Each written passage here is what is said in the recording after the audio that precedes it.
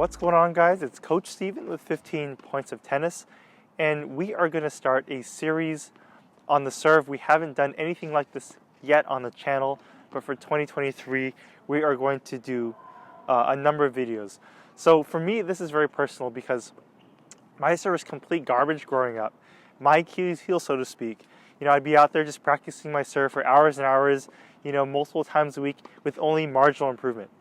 And I was always thinking, is there something intrinsically wrong with me? You know, I didn't have a natural throwing motion growing up, so maybe it was that. I mean, that would have helped, to be fair. I thought maybe it was just my emotions that broke down, that I got nervous and tight in matches that would cause double faulting.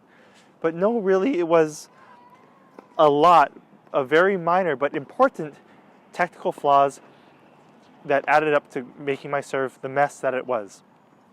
See, with any stroke, ground strokes, especially your serve, if you can't put something down and pick it back up, then you never really had it in the first place. At this point, because I went back and filled in, if you look at something like a chart with all these different fundamentals you have to become proficient in, I was able to fill in that fundamental system, and now when I come back, practicing much less, my serve is magnitudes better. And that's why we're going to cover drills, exercises to really get you to the next level. And then we're also going to talk about, for advanced players, why a lot of players plateau at different points with their serve. So again, thanks for tuning in.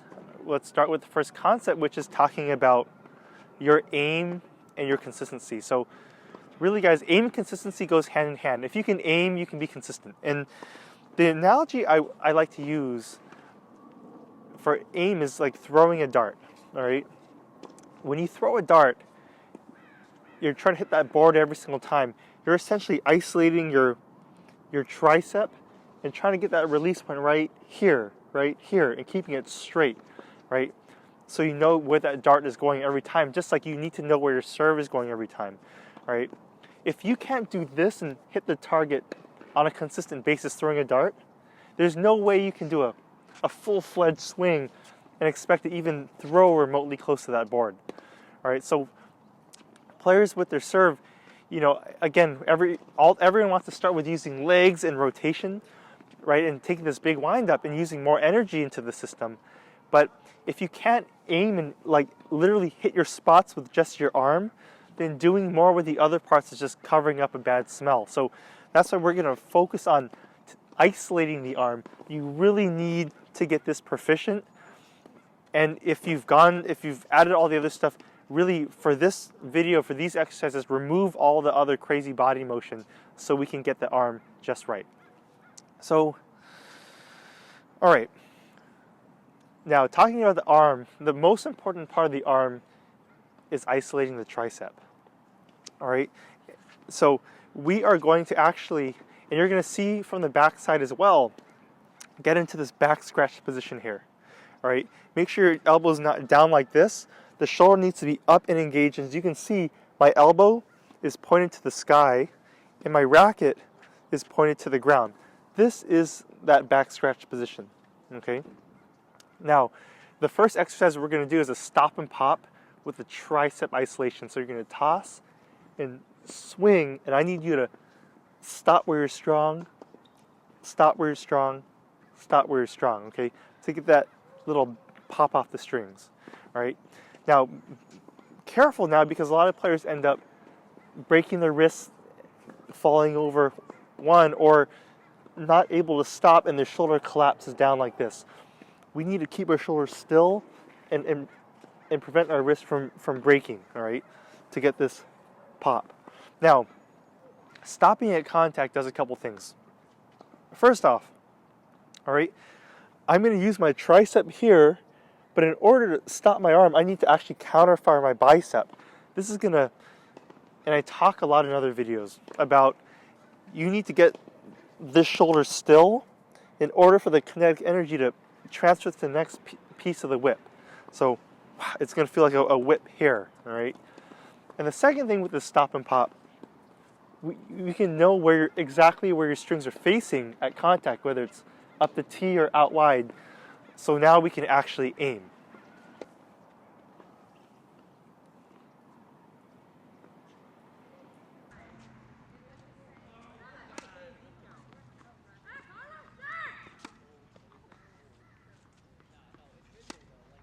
And we want to make sure the tip is moving from low to high. The tip is moving up here with this muscle.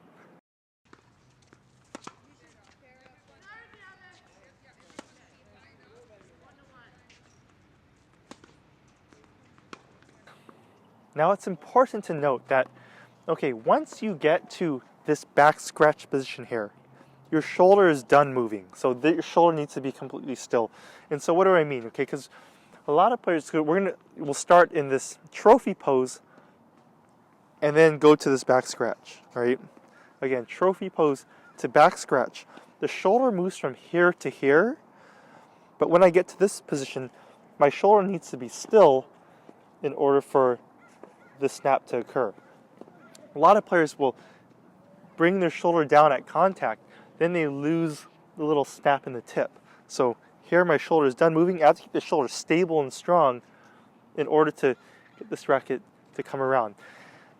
For the players who either A, don't have enough tricep strength, or B, don't use their tricep strength when they serve, and this goes for even advanced players who end up practicing a lot, right?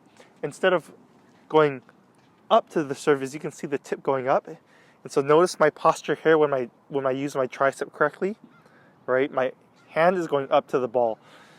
A lot of players, again, and you even see this in some cases in the past, you've seen this on the WTA even, again, very advanced players. A lot of players, if they don't use their tricep up, they have to pull their body down to lift their shoulder up. So instead of this, and notice that posture right here, you know, you see Sampras and Federer with that beautiful posture at contact.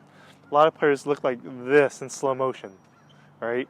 This is what we want to avoid because I'm shouldering the ball instead of getting the energy into the tip, into my small muscles to snap, all right? Now, once we've gotten proficient, guys, at this tricep stop and pop here, all right, you're already aiming. You're already essentially throwing the dart, all right? And what's important is we can hit that dartboard consistently. You want to be able to serve and hit the service box with reliability and aim. The second thing we're going to do in terms of exercise-wise is starting in this, you can start in the trophy pose also, but starting with the back scratch is to go tricep up to the ball, pronation, which is the forearm, and then bicep on the finish. All right, so again, we call this the Sampras finish drill. And what you're going to want to watch for is this circle from here to here to here, really smooth. So from here to here, here to here. You're going to want to feel where your contact point is and where the snap is. Again, from a different angle. That circle right there, that's got to do the work.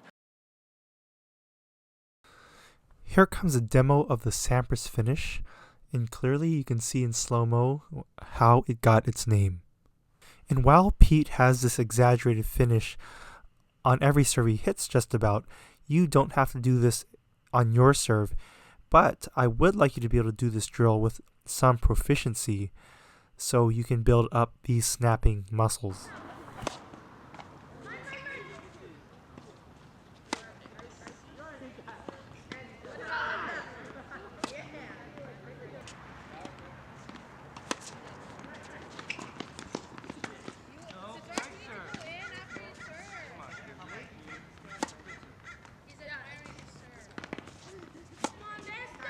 Now, sort of a preview into the next video, the sequence from your trophy pose is eventually going to be shoulder, tricep, forearm, bicep, finish, right? So, you know, shoulder, elbow, wrist, the wrist finishes, elbow finishes, shoulder finishes. So that's why you see the players who get that snap get this great tuck and this tight finish compared to either having to pull their body down or shouldering the ball through like that and not getting the snap and the aim.